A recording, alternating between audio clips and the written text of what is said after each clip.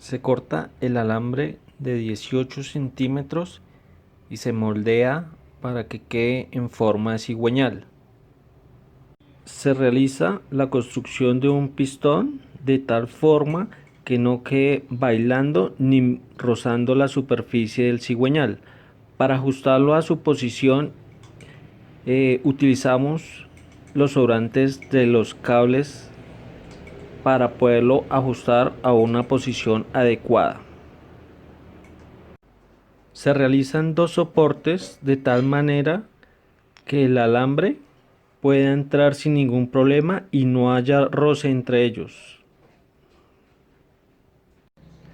Se realiza el montaje de dos soportes de tal manera que pueda soportar el cigüeñal.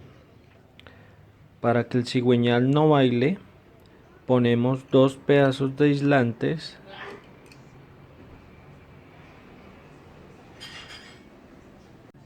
Se toma un alambre calibre 24 con el cual se procede a hacer un embobinado de 600 vueltas alrededor de una carcasa de un esfero de 6 centímetros.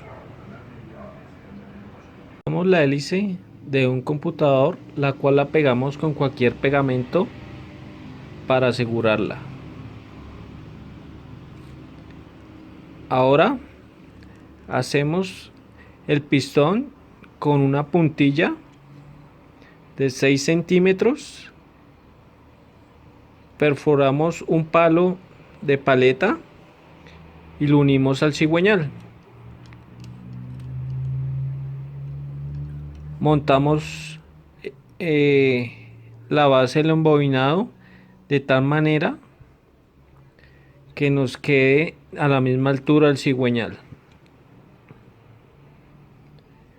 Ponemos un alambre conductor que funciona como interruptor de tal forma que conecte a una parte del embobinado, siendo de esta manera la conexión.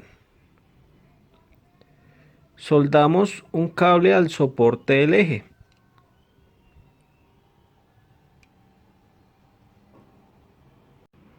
La lámina y el eje del motor actúan como un interruptor.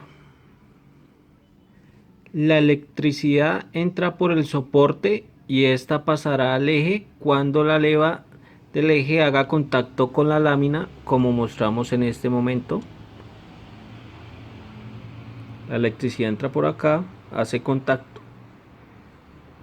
Cuando deja de hacer contacto, en este punto deja de circular la corriente y el circuito se abre. Cuando el interruptor se encuentre en este punto, hará que la corriente circule, haciendo que la bobina genere un campo magnético y el clavo será atraído al campo magnético de la bobina y de esta forma el eje del motor girará. En este punto el interruptor se abrirá y la electricidad dejará de circular para que la bobina pierda su campo magnético y por fuerza del ventilador continúe con el movimiento hasta volverse a completar el circuito.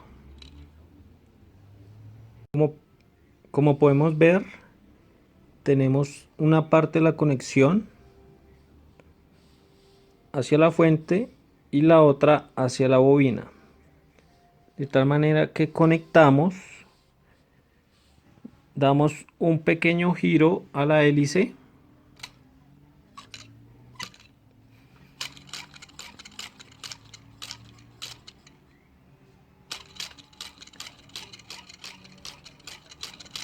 y vemos,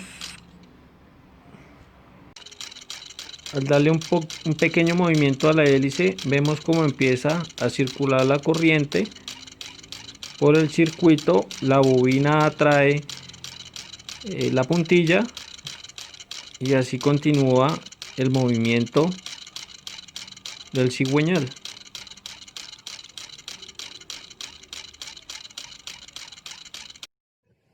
Respecto al funcionamiento teórico de nuestro montaje, este obedece a la ley de la fuerza electromotriz, mejor conocida como la ley de Faraday, la cual expone que esta fuerza es inducida puesto que no hay contacto del imán con el alambre y es igual a la variación del flujo eléctrico con respecto al tiempo.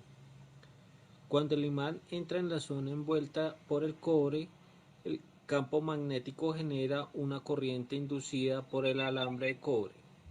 Esta corriente, como sabemos, es igual al voltaje por el área del alambre, por lo que a mayor área del alambre, mayor corriente, sobre la resistencia del cobre, que es muy baja, por la longitud del alambre. Entonces, si las dimensiones del alambre son mayores, la corriente también lo es. Cuando decimos que la ley de Faraday es igual a la variación del flujo con respecto al tiempo, este tiempo corresponde a la rapidez con la que el imán entra y sale del alambre donde se encuentra el embobinado.